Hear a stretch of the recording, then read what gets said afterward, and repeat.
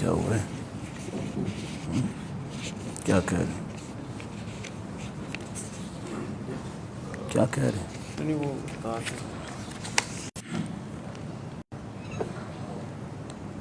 السلام علیکم ورحمۃ اللہ وبرکاتہ۔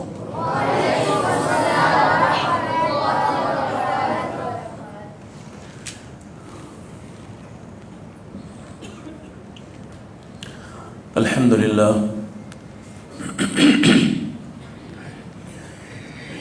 الحمد للہ الذی لم يتخذ ولدا ولم يكن له شريك في الملك ولم يكن له ولي من الذل وكبره تكبيرا۔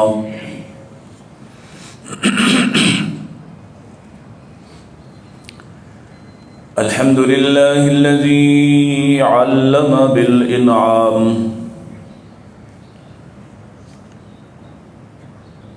وحرم الحرام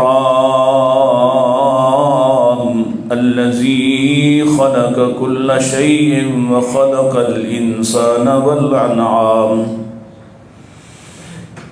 والصلاة والسلام على أشرف الأنبياء وسيد الأنام وعلى آله العظام وعلى أصحابه الكرام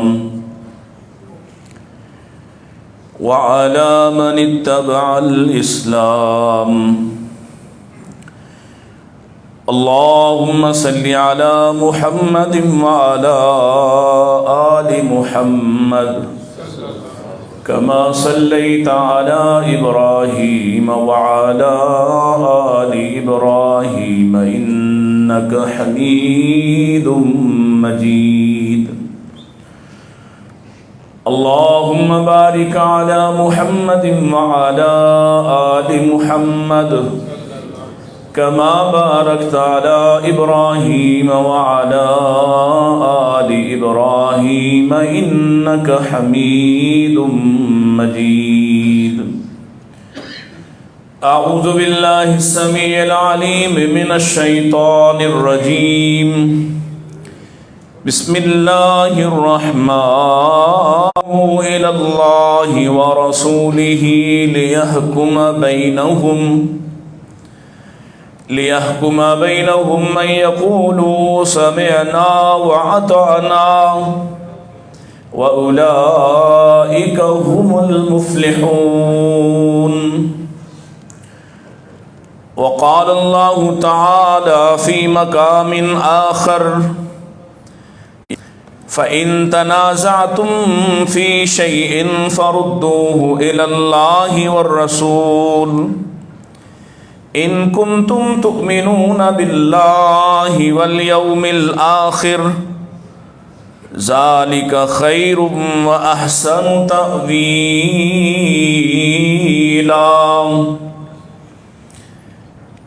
إن أحسن الحديث كتاب الله وخير الهدي هدي محمد صلى الله عليه وسلم وشر الأمور محدثاتها كل محدثة بدعة وكل بدعة ضلالة وكل ضلالة في النار۔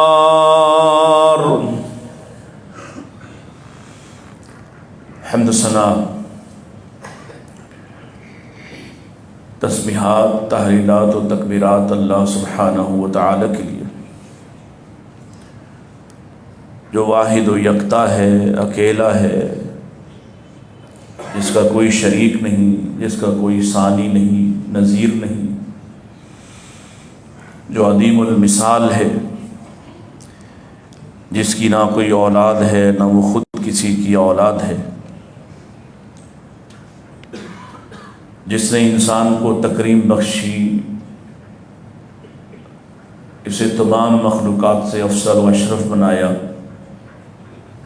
جس کی طرف اپنا پیغام بھیجا، اپنے انبیاء و رسل بھیجے، وہ جس کو چاہتا ہے ہدایت پر استقامت عطا کرتا ہے اور جسے چاہتا ہے اسے گمراہیوں میں چھوڑ دیتا ہے۔ اس سے دعا اور درخواست کرتے ہیں ہمیشہ ہمیں ہدایت کی طرف مائل رکھے۔ دل اس کی انگلیوں پہ ہیں اور ہم اس سے یہ درخواست کرتے ہمارے دل کو ہدایت کی طرف مائل رکھے۔ درود السلام امام الانبیاء سید الاتقیاء جناب محمد مصطفیٰ صلی اللہ علیہ وآلہ وسلم کے لیے۔ ہمارا عنوان چل رہا ہے امن کے دشمن کون، اور اس میں اب دشمنی کے اسباب پر ہم بات کر رہے ہیں کہ وہ طبقہ جو نبی کریم صلی اللہ علیہ وسلم کا ہی پسندیدہ نہیں بلکہ اللہ کا چنا ہوا، چنیدہ اور منتخب کرتا ہے، اس طبقے سے ایسی کیا خطا ہوئی، ایسا کیا معاملہ ہوا کہ ان کی محبت کی بجائے ان کی نفرت اور بغض سے دل بھرے ہوں۔ اللہ تعالیٰ جن کو مثال قرار دیتا ہے اور جن کے لیے یہ فرماتا ہے فَإِنْ آمَنُوا بِمِثْلِ مَا آمَنْتُمْ بِهِ فَقَدْ اهْتَدَوْا،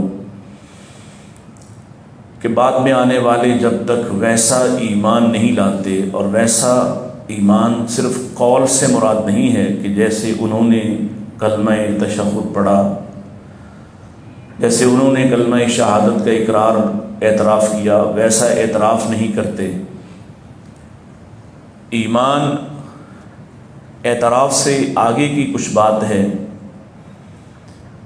جیسا کہ خود قرآن یہ کہتا ہے یا ایھا الذین آمنوا آمنوا باللہ ورسولہ،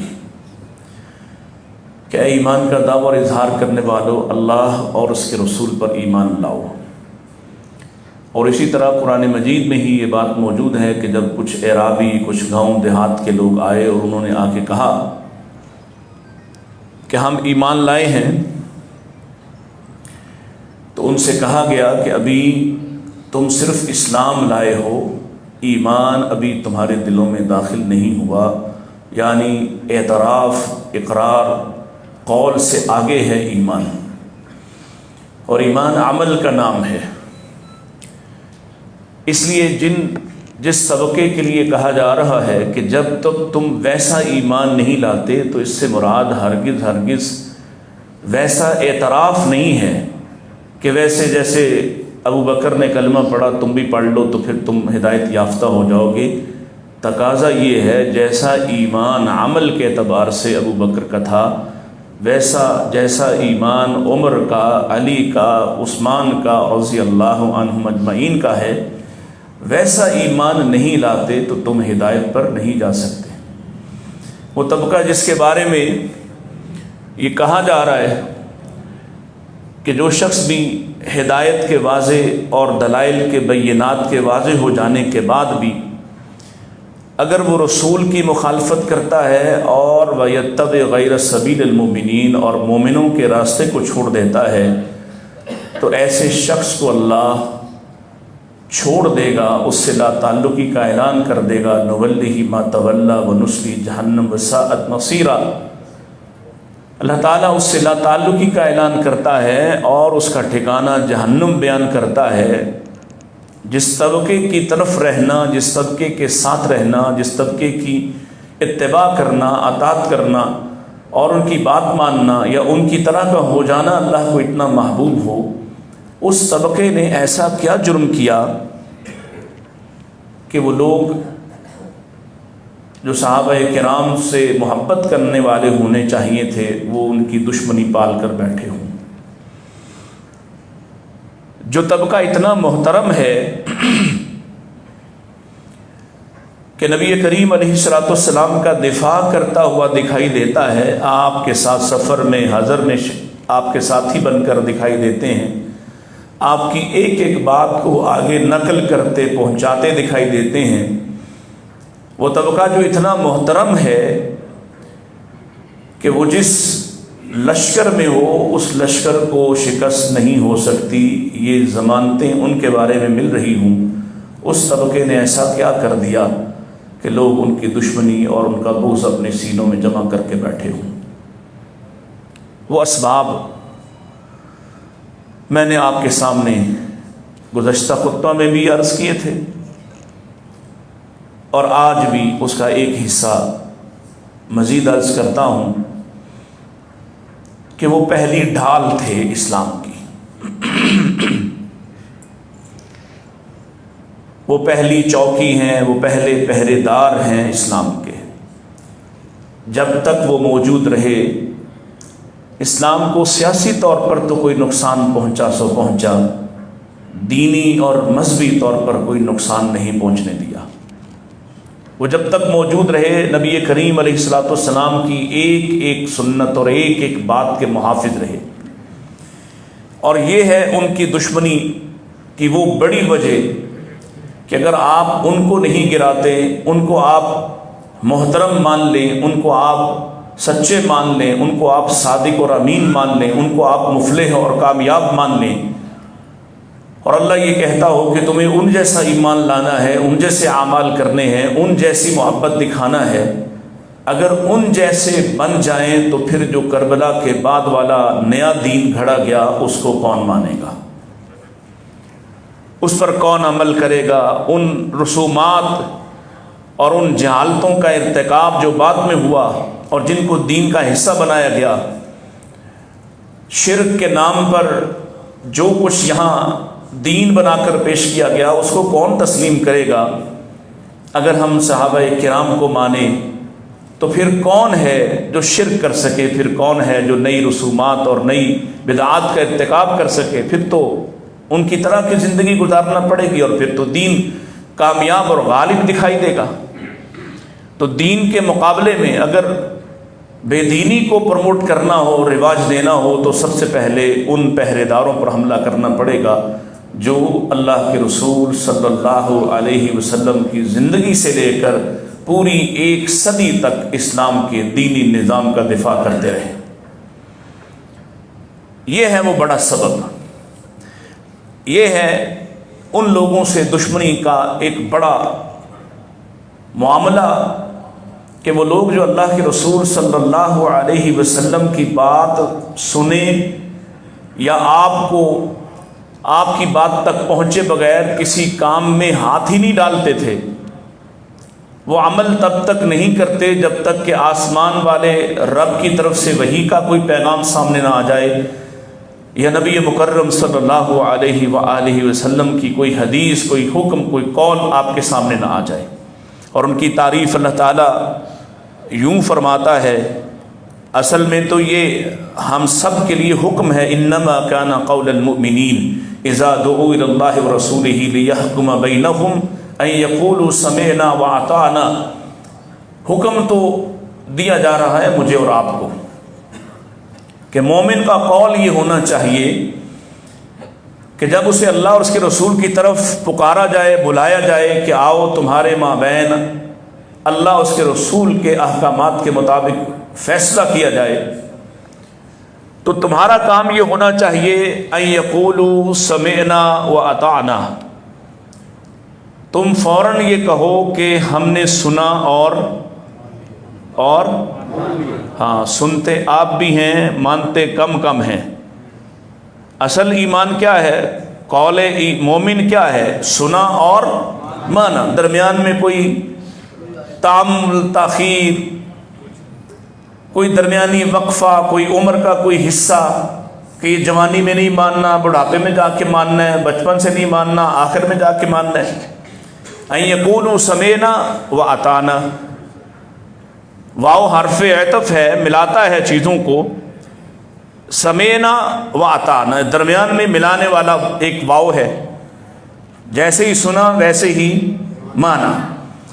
یہ ہے مومن کا طریقہ کار، اور اگر مومن ہو تو ایسا ہی ہوتا ہے، اور جب ایسا ہوتا ہے تو اللہ فرماتا ہے وَأُولَٰئِكَ هُمُ الْمُفْلِحُونَ، پھر یہ والا مومن کامیاب ہوتا ہے۔ یہ میرے اور آپ کے لیے تو حکم ہے، یہ حکم صحابہ کرام کو بھی دیا گیا ہے۔ ہم ابھی تک اس الجھن میں ہیں، سنیں تو کیسے مانیں، کتنا مانیں، کس حد تک مانیں، اور وہ اس کی مثال بن گئے اور کامیاب ٹھہرے کہ جیسے ہی سنتے دوسری کوئی بات نہ کرتے، وہ بات ان کے رواج کے خلاف ہو، مزاج کے خلاف ہو، ان کے روایات کے خلاف ہو، ان کے گھر کے خلاف ہو، باپ ماں رشتہ داروں کے خلاف ہو یا اپنی ذات کے خلاف ہو، جیسے ہی بات سنتے اسی وقت اپنا سر تسلیم کے لیے جھکا دیتے۔ وہ مثال تھے۔ کیسی مثال ہے کہ ایک ایک عمل رسول اکرم صلی اللہ علیہ وسلم کے حکم پر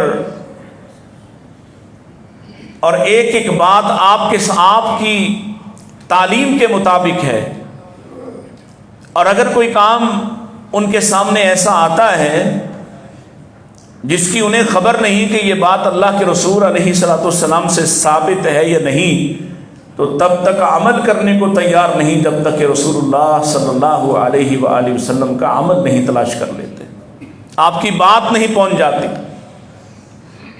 تو جو ایسے لوگ ہوں ان کے ہوتے ہوئے دین مخالف مہم چلانا آسان تو نہیں ہوتا نا، میری بات سمجھ رہے ہیں؟ اس وقت پاکستان میں کوئی 3-3.5 کروڑ کے آس پاس اہل حدیث ہیں۔ اگر یہ 3-3.5 کروڑ واقعی اہل حدیث ہوں اور واقعی قرآن و حدیث پر عمل پیرا ہوں تو کیا خیال ہے یہاں بے دینی کی رسم اتنی آسانی سے چل سکتی ہے؟ یہاں بے حیائی کو اتنی آسانی سے فروغ دیا جا سکتا ہے؟ یہاں اللہ اس کے رسول کے احکامات کے خلاف ایسی آندھی اور طوفان چلایا جا سکتا ہے؟ جہاں اتنے زیادہ لوگ ہوں، اور اگر میں اس کو اہل السنہ طبقے کو اوورال شامل کروں جس میں دیوبندی بریلوی بھی شامل ہوں، تو یہ پورے پاکستان کی 97% مسلمان آبادی میں سے کم از کم 95% بنتے ہیں۔ بتائیے، جہاں 95% اہل السنہ ہوں وہاں دین مخالف نظریات ایسے پنپ سکتے ہیں؟ اگر واقعی آپ ماننے والے ہو جائیں، یہ ہے وہ وجہ کہ ہم سب دعویٰ تو کرتے ہیں، ماننے کو تیار نہیں، اور وہ جو مانے ہوئے تھے وہ اتنے مضبوط تھے کہ ان کے ہوتے ہوئے اور یا ان کا کردار تسلیم کرتے ہوئے آپ دین میں ہی نئی راہیں نکال لیں، یہ آج بھی ممکن نہیں ہے۔ یہ کردار ہے صحابہ کرام کا، جس کی وجہ سے منافقین ان سے دشمنی رکھتے ہیں، ان سے بغض رکھتے ہیں کہ ہر عمل پر کسی نہ کسی صحابی کی مہر لگ ثبت ہے، اور اس کے ذریعے سے قول رسول سامنے آتا ہے، اس کے ذریعے سے عمل رسول سامنے آتا ہے، اس کے ذریعے سے پیارے رسول اسلام کی سنت اور آپ کا طریقہ سامنے آتا ہے۔ اس لیے صحابہ کو درمیان سے حذف کروانے کے لیے، اپنی مرضی کا دین بنانے کے لیے سب سے پہلے ضروری ہے کہ صحابہ کرام کو گرایا جائے۔ یہ ہے منافق کی ساری کل جمع پونجی، کل محنت اس بات پر کہ کسی طرح سے درمیان سے صحابہ کو نکالوں۔ ان کے ہوتے ہوئے یہ ممکن نہیں ہے، صحابی کے عمل ہوتے ہوئے جس نے رسول اللہ، میں نے ایک دلیل آپ کو غالباً پہلے خطبہ میں، اس سیریز کے پہلے خطبہ میں عرض کی تھی کہ اللہ کے رسول علیہ الصلوۃ والسلام نے نماز کے لیے کہا، یہ نہیں کہا کہ میرا طریقہ لکھ دو اور لوگ اس طریقے کو یاد کر لیں۔ آپ نے فرمایا صلو کما رأیتمونی اصلی، جیسے مجھے پڑھتا ہوا دیکھتے ہو ایسے نماز پڑھنا۔ یہ پڑھتے ہوئے دیکھنے والے کون تھے؟ اب کوئی شخص اپنی مرضی سے ہاتھ چھوڑے باندھے اوپر نیچے کرنا چاہے تو اسے کچھ نہ کچھ دلیل دینا پڑے گی، کسی نہ کسی صحابی تک بات پہنچانا پڑے گی۔ وہ صحابی کہے گا میں نے اللہ کے نبی علیہ الصلوۃ والسلام کو یوں دیکھا، پھر آپ اس پر عمل کرنے کو تیار ہوں گے۔ وگرنہ آج کا کوئی مولوی کہے میں یہ طریقہ ایجاد کرتا ہوں، آج اتنی گئی گزری امت بھی اس شخص کی بات ماننے کو تیار نہیں ہوگی جب تک کہ وہ کسی ایسی شخصیت کا نام نہ لے۔ یہ وہ مضبوط کلا ہیں جس کو گرانے کے در پہ منافق دن رات محنت کرتا ہے۔ آئیے ذرا چند ایک مناظر آپ کے سامنے عرض کرتے ہیں کہ وہ قول رسول کے سامنے کیا کرتے تھے۔ وہ عمل کے لیے بھی قول رسول کو تلاش کرتے تھے، وہ آپ کی بات کو ڈھونڈا کرتے تھے۔ سب سے پہلی مثال نبی کریم علیہ الصلوۃ والسلام نے، میں اختصار کی کوشش کرتا ہوں، آپ نے عید کے دن خطبہ ارشاد فرمایا، عورتوں نے کہا ہمیں آواز نہیں آئی، معروف بات ہے، آپ نے ان کو بھی خطبہ دیا اور انہیں ڈرایا اور بتایا کہ میں نے تمہاری اکثریت کو جہنم میں دیکھا ہے، وہ جن اسباب سے دیکھا ہے وہ اسباب بھی بیان فرمائے۔ تو عورتوں نے کہا کہ کیا کریں ہم کہ اس سے بچ نکلیں؟ فرمایا صدقہ کیا کرو، مال خرچ کیا کرو۔ اب عورتیں، ویسے تو مرد بھی بڑی مشکل سے ہی خرچ کرتے ہیں، لیکن عورتیں زیادہ اس معاملے میں اس رویے کا شکار ہوتی ہیں کہ وہ اپنی پسنداز کی ہوئی جمع کی ہوئی جمع پونجی کو خرچ کرنے کے لیے اتنی جلدی تیار نہیں ہوتی۔ آپ نے فرمایا کہ مال خرچ کیا کرو۔ ایک وجہ یہ بھی ہے کہ عمومی طور پر آج تک بھی عورت اتنی معاشی طور پر ایکٹیو نہیں ہوتی یا ذمہ دار نہیں قرار پاتی جتنا کہ مرد ہوتا ہے۔ مال و اسباب زیادہ ہوتا بھی مردوں کے پاس ہے۔ ان سے کہا صدقہ کیا کرو۔ ان میں سے ایک عورت نے یہ بات سنی اور تسلیم کی، گھر گئی اور اپنے زیورات اٹھائے اور گھر سے نکل رہی تھی۔ شوہر نے پوچھا کہاں جاتی ہو؟ بتایا کہ اللہ کے رسول نے ایسا خطبہ دیا، یہ حل بتایا جہنم سے بچنے کا، میں اپنا مال، اپنی جمع پونجی صدقہ کرنے لگی ہوں۔ شوہر نے کہا اس صدقے کا سب سے زیادہ حقدار میں اور میری اولاد ہے، میں تمہارا شوہر ہوں، یہ تمہاری اولاد ہے، صدقہ یہی کر دو۔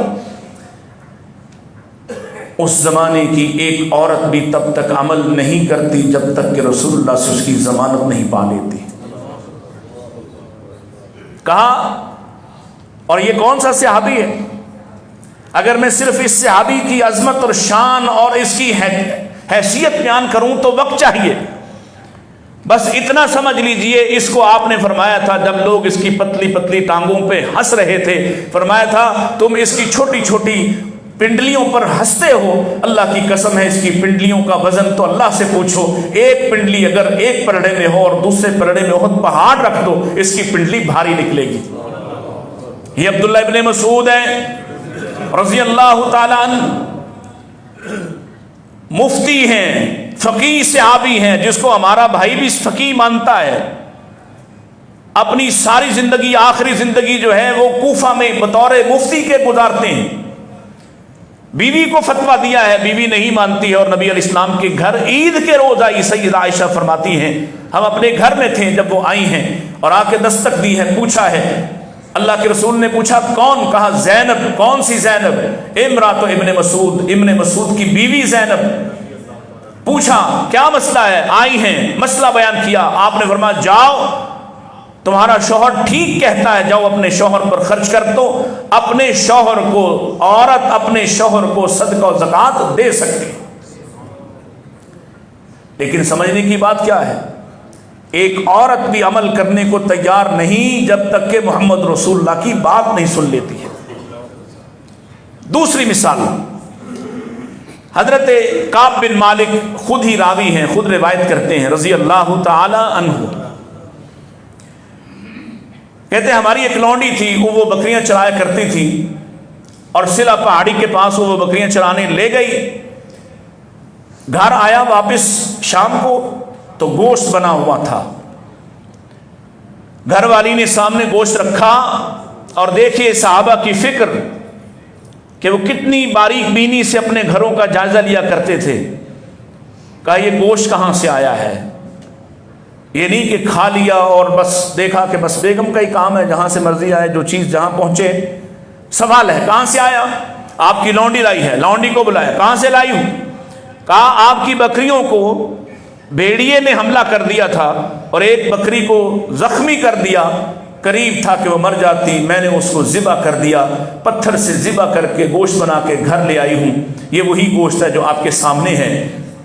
اب صحابی کو یہ مسئلہ درپیش ہے کہ عورت نے ذبح کیا ہے، عورت ذبح کر سکتی ہے یا نہیں کر سکتی، یہ انہیں پتہ نہیں۔ کھانے سے پہلے کہا تب تک کھانا نہیں کھاؤں گا جب تک کہ محمد رسول اللہ سے بات نہ پوچھ لو۔ آپ علیہ السلام سے آ کے پوچھا، اور جب آپ نے یہ بات بیان کر دی کہ عورت کا ذبیحہ جائز اور حلال ہے، پھر جا کے کھانا کھایا ہے۔ جب تک رسول اللہ کا عمل، قول، حدیث نہیں مل جاتی، صحابی عمل نہیں کرتا. یہ ہے دشمنی کی سب وجہ, یہ ہے. اور آج بھی میں کہتا ہوں آپ سے, آپ جتنے جتنے حدیث اور سنت میں پختہ ہوتے جائیں گے, آپ کے دشمن اتنا ہی آپ سے بغض رکھنا شروع کر دیں گے. یہ جو آپ کی پینگیں اور آپ کی دوستی اور آپ کی محبتیں ہیں, آپ جتنا دین سے پیچھے ہٹیں گے ان کے محبوب ہوتے جائیں گے. جتنا صحابہ کو برا بھلا کہنا شروع کر دیں گے, آپ کی دوستیاں بڑھ جائیں گی. اور جب آپ دین پر عمل کرنے والے ہوں گے تو صرف دینی طبقہ آپ سے محبت کر رہا ہوگا, بے دین طبقہ آپ سے محبت نہیں کر سکتا ہے. یہ نشانی ہے آج بھی. تیسری مثال سنیے, سیدنا عمر فاروق رضی اللہ تعالی عنہ فرماتے ہیں کہ میں نے ایک گھوڑا اللہ کی راہ میں وقف کر دیا, دے دیا, لیکن وہ گھوڑا جس کے پاس دیا تو فی سبیل اللہ جہاد کے لیے تھا کہ اس پر کوئی مجاہد سواری کرے اور وہ اللہ کی راہ میں جہاد کرے, مجھے اجر ملے گا. لیکن وہ گھوڑا بڑا شاندار تھا اور دیکھا کہ جس کے پاس وہ گیا ہے اس نے اس کی کوئی خاص قدر نہیں کی ہے. ویسے بھی مفت ملنے والی چیزوں کی قدر لوگ کم ہی کرتے ہیں. بہت سا یہ رویہ ہے, یہ رویہ ہے. جو چیز مفت ملتی ہے اس کی وہ قدر نہیں ہوتی, حالانکہ اس کی قدر زیادہ ہونا چاہیے کہ وہ اللہ نے انعام کے طور پر دے دی, احسان کے طور پر دے دی. کسی دوست نے احسان کر دیا تو اس کی قدر زیادہ ہونا چاہیے, لیکن رویہ اس کے الٹ ہے. حضرت عمر رضی اللہ تعالیٰ عنہ کے دل میں بڑا خیال آیا اور سوچا, اس آدمی کو تو مفتی ملا ہے تو یہ گھوڑے کی ناقدری کر رہا ہے, یعنی اس کا خاص خیال نہیں رکھتا, تو میں واپس لے لوں, خرید لوں, اس سے خرید لوں. اور ساتھ یہ بھی ذہن میں آیا کہ یہ تو سستے میں دے دے گا, ظاہر ہے اس نے کون سی قیمت بھری ہوئی ہے. یہ خیال کر کے گھوڑا خریدنے کا ارادہ کیا, لیکن دل میں آیا کہ پہلے پیارے نبی سے پوچھ لوں یہ کام کرنے والا ہے بھی یا نہیں. یہ ہے سبب, یہ ہے وجہ. اپنے ہر عمل سے پہلے رسول اللہ کی طرف دیکھنا, اپنی ہر بات سے پہلے نبی علیہ السلام کو تلاش کرنا. آج بھی اگر تم صحیح والے مومن ہونا چاہتے ہو تو یہی رویہ اختیار کرنا پڑے گا. آئے رسول اکرم صلی اللہ علیہ وسلم کے پاس اور اپنی ساری کیفیت بیان فرمائی. پیارے رسول علیہ السلام ارشاد فرماتے ہیں, کبھی نہ خریدنا اگرچہ وہ تمہیں 1 درہم نہیں کیوں نہ دے دے. کیوں؟ اب وہ مسئلہ سمجھیے. فرمایا جسے تم نے صدقہ کر دیا اللہ کے لیے اس کو واپس نہ لینا, اس لیے کہ صدقہ کی ہوئی چیز کو واپس لینے والا ایسے ہے جیسے قے کرنے والا اپنی قے کو چاٹنے لگ جائے. اب دیکھیے ذرا, آپ نے کسی پر احسان کیا, کسی ملازم پہ, کسی ساتھی پہ, کسی عالم پہ, کسی مسجد پہ, کسی ادارے پہ, اور پھر آپ اس کو واپس دینے کی فکر میں لگ گئے, آپ اس پر طنز تان کرنے لگ گئے, آپ جتلانے لگ گئے. رب کیا کہتا ہے, یا ایھا الذین آمنوا لا تبطلوا صدقاتکم بالمن والعذا. اے ایمان کا دعویٰ اظہار کرنے والو, اپنے احسانات کو ایذا دے کر اور جتلا کر ان کو تباہ و برباد نہ کر لو. احسان کرتا ہے پھر جتلاتا ہی رہتا ہے, اس کا جینا حرام کر دیتا ہے. جتلانے والا بھی اصل میں احسان واپس لے رہا ہوتا ہے, اور احسان صدقہ واپس لینے والا ایسے ہے جیسے کوئی کہہ کرے اور پھر اس کو چاٹنے لگ جائے. چوتھی مثال سنیے, اللہ کے نبی علیہ السلام کہ صحابہ کیا کرتے ہیں, اور یہ ایسی مثال ہے یقین جانیے روح کو تازہ کرنے والی ہے. سیدنا عمر رضی اللہ تعالیٰ عنہ, شام میں فتوحات جاری ہیں اور شام سے مختلف خبریں آ رہی ہیں. ارادہ کیا کہ میں شام کا سفر کرتا ہوں, میرے ساتھی مجاہدین سالہ سال سے باہر سفروں میں ہیں, دشمنوں کے سامنے ہیں, تو دمشق کا ارادہ کیا ہے، شام کا ارادہ کیا ہے، چل نکلے، ساتھی ساتھ ہیں، مختلف لوگ ساتھ ہیں کہ راستے میں یہ خبر ملی کہ شام میں وبا پھیل گئی ہے، طاعون پھیل گیا ہے۔ اور ایک منزل پر حضرت ابو عبیدہ بن الجراح جو اس لشکر کے یا تمام لشکروں کے امیر ہیں، وہ آپ سے آگے آ کر ملتے ہیں اور آپ سے آ کے بات چیت کرتے ہیں اور آپ کو یہ خبر دیتے ہیں کہ شام میں تو طاعون پھیل چکا ہے، لہذا آپ فیصلہ کیجئے کہ آپ نے آگے جانا ہے یا پیچھے۔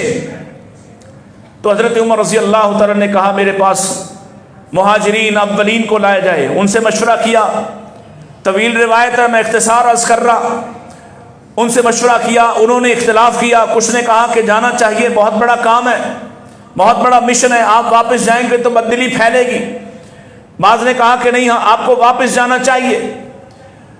اختلاف ہوا، کہا ان کو لے جاؤ میرے پاس، انصار کو لے کے آؤ، انصار بھی آئے، انصار نے آ کے کہا وہی بات، انہوں نے بھی اختلاف کیا، کسی نے کہا جانا چاہیے، کسی نے کہا نہیں جانا چاہیے، کہا میرے پاس قریش کے بزرگوں کو لے کے آؤ، قریش کے بزرگ آئے، انہوں نے آ کے کہا آپ اللہ کے نبی علیہ الصلوۃ والسلام کے چھوڑی ہوئی نشانیوں میں سے ہیں، ساتھیوں میں سے ہیں، اور آپ کے ساتھ بھی وہ قیمتی لوگ ہیں، وہ صحابہ کرام ہیں، ایسے قیمتی لوگوں کو لے جا کر یہاں ہلاکت میں نہیں ڈالنا چاہیے، واپس چلنا چاہیے۔ حضرت عمر تیار تو ہو گئے ہیں واپس جانے کو اور ارادہ کر لیا کہ واپس چلتا ہوں کہ حضرت ابو عبیدہ ایک بات کہتے ہیں اے عمر آپ اللہ کی تقدیر سے بھاگ رہے ہیں۔ تو سیدنا عمر رضی اللہ عنہ فرماتے ہیں ابو عبیدہ کوئی اور یہ بات کہتا تو کہتا، تم نہ کہتے۔ دوستی محبت اور سمجھتے حضرت عمر رضی اللہ عنہ کیسے آدمی، فرمایا اگر تم بکریاں چرا رہے ہو، اونٹ چرا رہے ہو اور اپنے ریوڑ کو سرسبز زمین میں چراؤ یا بنجر زمین میں چراؤ تو بتاؤ دونوں اللہ کی تقدیر سے نہیں ہوگا، اگر سبز زمین ہو تو بھی اللہ کی تقدیر ہے، اگر بنجر میں چرانا پڑ جائے تو بھی اللہ کی تقدیر ہے۔ اسی ابھی الجھن میں تھے کہ حضرت عبد الرحمن بن عوف رضی اللہ تعالیٰ عنہ آگے،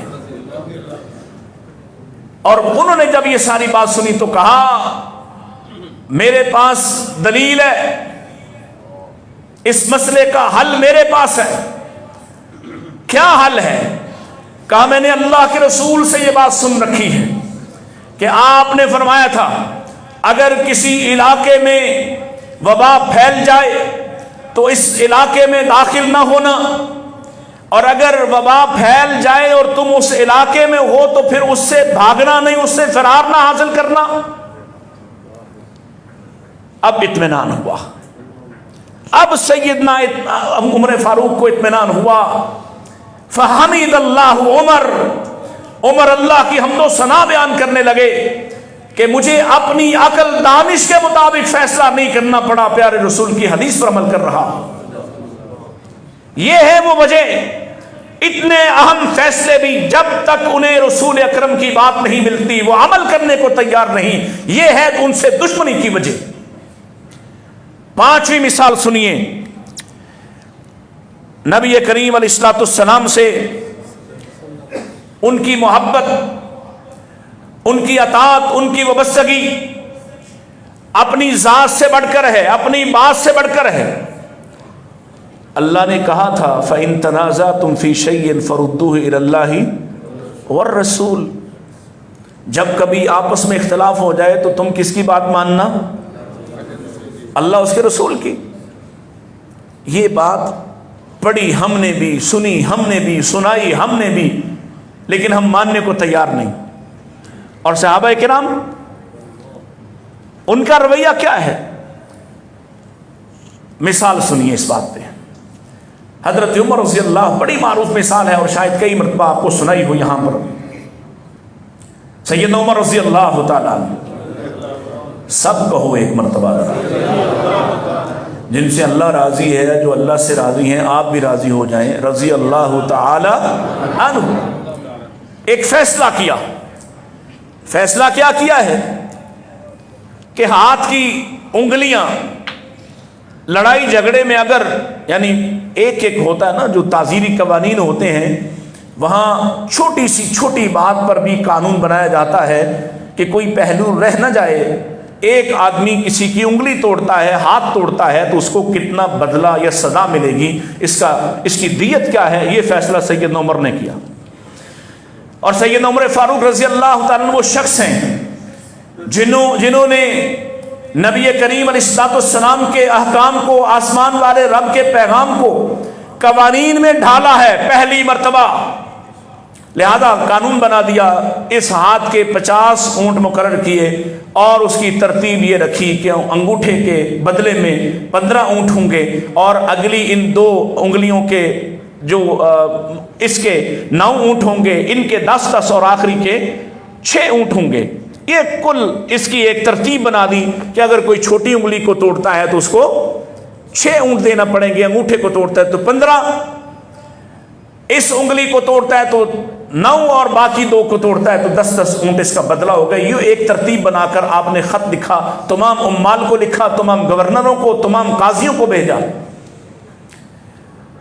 اور ایک خط مصر کی عدالت میں پڑھا گیا کہ آج کے بعد قانون یہ ہے. اور وہاں سیدنا عوف بن مالک رضی اللہ تعالیٰ موجود تھے. عوف بن مالک صحابی رسول ہے. یہ بات سنی تو قاضی صاحب سے کہا یہ خط مجھے دے دو، اور جب تک میں مدینے سے واپس نہیں آ جاتا فیصلہ نہ کرنا. تو خط لیا اور سیدنا عمر کے پاس. ساتھیوں، یہ آج کا زمانہ نہیں کہ کسی بس پہ بیٹھے اور فوراً پہنچ گئے، کسی جہاز پہ بیٹھے اور ہزاروں میل کا سفر گھنٹوں میں طے ہو گیا. ایک حدیث کا علم ہے صحابی کو، اور فیصلہ اس حدیث کے خلاف کرنے والے عمر فاروق ہیں. ہزاروں میل کا سفر کتنے دنوں میں کر کے اسی حالت میں سیدنا عمر کے سامنے آ کے کھڑے ہوئے اور کہا یہ فیصلہ تمہارا ہے؟ ہاں میرا فیصلہ ہے. کس دلیل پر کیا ہے؟ آج میں آپ سے کہوں کہ آپ کا عمل کس دلیل پہ ہے، آپ دائیں بائیں سوچنے لگ جائیں گے، آپ کو سمجھ نہیں آئے گی دلیل کیا ہوتی ہے. اور صحابی سے سوال کر رہے دلیل کیا ہے؟ اس کا ایک ہی مطلب ہے، محمد رسول اللہ کا فرمان دکھاؤ، اپنا یہ فیصلہ پھر کرنا. حضرت عمر کہتے ہیں میں نے تو اپنی سوچ کے مطابق کیا ہے. کہا پھر میرے پاس دلیل موجود، میرے پاس حدیث موجود. میں نے رسول اللہ سے یہ سنا ہے، الا ان فی الاصابع فی الدیۃ سواء، ہاتھ کی انگلیاں دیت میں برابر ہیں. اگر کوئی چھوٹی انگلی کو توڑے گا تو اس کا بدلہ بھی ایک اتنا ہی ہوگا جتنا کہ انگوٹھا کو توڑنے کو ہوگا. تم نے 50 اونٹ مقرر کیے ہاتھ کے، لہذا انگوٹھے کے بھی 10 ہوں گے اور آخری انگلی کے بھی 10 اونٹ ہوں گے. اب عمل کیا ہے؟ اس سے پہلے تو معلوم نہیں تھا کہ حدیث ہے، فرمان رسول ہے، لیکن پتہ چلنے کے بعد کیا طرز عمل ہے. یہ ہے صحابہ سے دشمنی کی وجہ اور سبب. یہ نہیں کہا کہ میں سابق الاسلام ہوں، میں مراد رسول ہوں، میرے لیے اللہ کے رسول نے دعائیں کی تھیں، میرے لیے یہ فرمان یہ خواب دیکھا تھا. میرے پاس وقت نہیں میں آپ کو وہ سب یاد کرواؤں. اتنی فضیلتیں ہیں میری، کوئی ایک فضیلت بھی یاد نہیں کروائی. فوراً کاتب کو بلایا اور کہا لکھو، میں نے جو پیغام بھیجا تھا اس کو لکھو. اس کو لکھا ہے. کہا اب عوف بن مالک کے نام سے فرمان رسول لکھو. لکھا. کہا اب تیسرا جملہ لکھ اور پورے ملک میں روانہ کر دے، اور لکھ ردو قول عمر ونفذوا قول رسول اللہ. عمر کا قول چھوڑ دو، محمد رسول اللہ کی بات کو تسلیم کر لو. یہ ہے وہ وجہ، یہ ہے وہ سبب جس وجہ سے عمر برے لگتے. آسمان والے کے پیغام کو اللہ کی دھرتی اور اس نظام کے لیے جس طرح سے عمر نے ثابت کر دکھایا، یہ ہے وہ سبب جس وجہ سے عمر برے لگتے ہیں. اگلی مثال سنیے. اللہ کے رسول علیہ الصلوۃ والسلام کہ صحابہ جہاں کہیں اختلاف ہوتا ہے تو واپس پلٹ کر رسول اللہ کی طرف جاتے ہیں. اللہ کے رسول وفات پا گئے نا. وفات آپ کا بھی عقیدہ ہے نا. رسول اللہ بولیے، رسول اللہ وفات پا گئے، فوت ہو گئے، انتقال کر گئے. آپ اس دنیا میں اب، اور جب گئے پہلا اختلاف، آپ کی وفات پر اختلاف ہو گیا کہ آپ فوت نہیں ہو سکتے، آپ فوت، اور جن کو اب تک یقین نہیں آ رہا ان کو بھی کہتا ہوں انہوں نے بھی اختلاف کی، صحابہ نے اختلاف ہوا، کہا اللہ کے رسول فوت نہیں ہو سکتے، آپس میں جھگڑ رہے، حتیٰ کہ ان اختلاف کرنے والوں میں عمر بھی ہیں اور تلوار سوتے کھڑے ہیں، اگر کسی نے کہا اللہ کے رسول فوت ہو گئے تو میں گردن اتار دوں گا، اتنا بڑا اختلاف تھا۔ شدت غم کی وجہ سے سیدنا ابو بکر آئے، وہ شہر سے باہر تھے، خبر ملی، گھر آئے، سب سے پہلے اپنے یار، اپنے محبوب کی پیشانی پر بوسہ دیا اور ساتھ کہا اللہ کے رسول، اللہ آپ پر 2 موتیں کبھی جمع نہیں کرے گا، گویا آپ وفات پا چکے ہیں۔ پھر مسجد میں آئے، مسجد میں خطبہ ارشاد فرمایا اور اس قدر شدت کے الفاظ کہے، اللہ کی وحی سے وہ آیت مبارکہ تلاوت کی کہ اگر محمد فوت ہو جائیں یا شہید کر دیے جائیں تو تم اپنی ایڑیوں کے بل پھر جاؤ گے، اور پھر کہا ایھا الناس من کان یعبد محمدا فإن محمدا قد مات، اے لوگو جو محمد رسول اللہ کی عبادت کر رہے تھے وہ جان لے محمد فوت ہو گئے، اور جو اللہ کی عبادت کرتا تھا وہ خبر لے لے اس بات کی فإن اللہ حی لا یموت، تمہارے رب کو کبھی موت نہیں آئے گی، گویا اللہ کے سوا سب پر موت آئے گی۔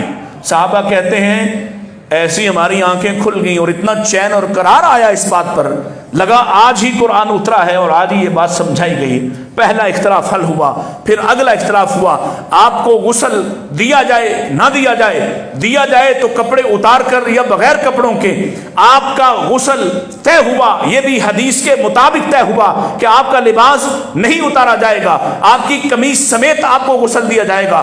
تیسرا اختلاف ہوا کہ آپ کو دفن کہاں کیا جائے، آپ کے گھر میں یا آپ کی مسجد میں یا آپ کے ساتھیوں کے پاس احد میں یا آپ کے ساتھیوں کے پاس بقیع میں یا واپس مکہ لے جایا جائے۔ فیصلہ نہیں ہو پا رہا کہ ابو بکر کہتے ہیں میرے پاس حل ہے، میرے پاس دلیل ہے۔ وہ دلیل کیا ہے کہ اللہ کے رسول علیہ السلام آپ فرما گئے نبی جہاں فوت ہوتا ہے وہی دفن کیا جاتا ہے، کوئی دوسرا سوال نہیں ہوا، مسئلے کا حل نکلا۔ اگلی مثال سنیے، آپ کی میت مبارکہ ابھی موجود ہے، صحابہ آ رہے ہیں دور و نزدیک سے اور آپ پر درود و سلام پڑھتے ہوئے آپ کا جنازہ پڑھا جا رہا ہے، اللہ اکبر کہتے ہیں جنازہ نہیں پڑھا گیا، کوئی امام باقاعدہ کہیں اٹھایا نہیں گیا، اس چارپائی کو اٹھا کر اسی کے نیچے قبر کھودی گئی ہے اور وہیں آپ کو دفن کیا گیا، اس چھوٹے سے کمرے میں جتنے افراد جا سکتے تھے وہ جاتے ہیں اور آپ پر درود و سلام پڑھتے ہیں، یہی آپ کا جنازہ مبارکہ تھا۔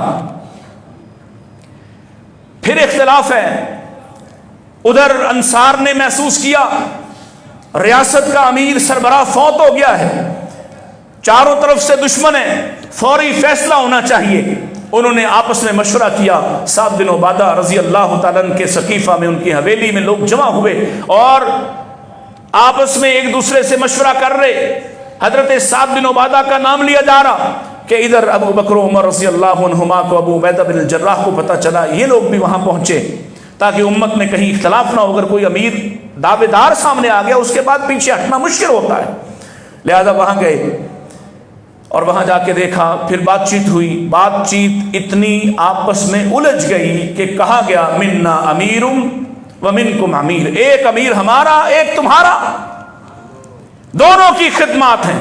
سیدنا ابو بکر رضی اللہ عنہ اٹھے، انصار کی خدمات کو سراہا، ان کی تعریف کی، بتلایا کہ ہاں تم ہو وہ لوگ جنہوں نے اللہ کے رسول کو جگہ دی، ساتھ دیا، اپنی اولادیں قربان کروائیں، اپنے لیے مشکلات اٹھائیں، لیکن سنو ایسا تم جانتے ہو تم بھی اس مجلس میں موجود تھے جس میں اللہ کے نبی نے فرمایا تھا کہ قریش ہمیشہ قائد ہوں گے، قریش امیر ہوں گے۔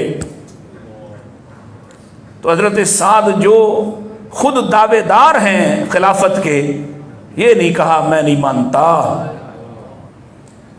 کہا اے صدیق تم سچ کہتے ہو۔ اتنے میں ایک صحابی بشیر انصاری آگے بڑھتے ہیں اور وہ کہتے ہیں میں نے اللہ کے رسول سے سن رکھا کہ آپ یہ فرمایا کرتے تھے الائمۃ من القریش، ائمہ امیر خلیفہ ہمیشہ قریش سے ہوں گے، انصار ان کے وزیر ہوں گے۔ کیسی بات ہے؟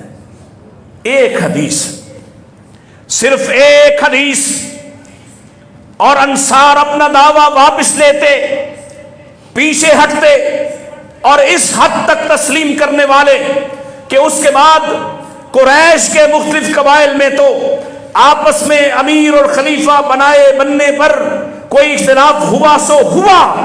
اللہ کی قسم ہے، ان اختلافات میں، ان سیاسی اختلافات میں یا امیر و خلافت کے اختلافات میں کبھی ایک فرد بھی انصار کا ایسا نہیں جس نے کبھی جا کے اپنے آپ کو دعوے دار بنایا ہو کہ ہم بھی اسلام کے اولین ماننے والے ہیں اور ہماری بڑی خدمات ہیں اور ہم بڑے نیکوکار ہیں، ہم بڑے متقی اور زاہد ہیں۔ یقیناً وہ یہ سب کچھ تھے۔ ایک حدیث سنیے، ایک حدیث، انما کان قول المؤمنین اذا دعوا الی اللہ ورسولہ لیحکم بینہم ان یقولوا سمعنا واطعنا۔ اور آخری بات میں عرض کر دوں آج کی، ایک حدیث سن کر صحابہ مان جائیں، اختلاف کا حل نکل آئے، ایک حدیث سن کر انصار پیچھے ہٹ جائیں۔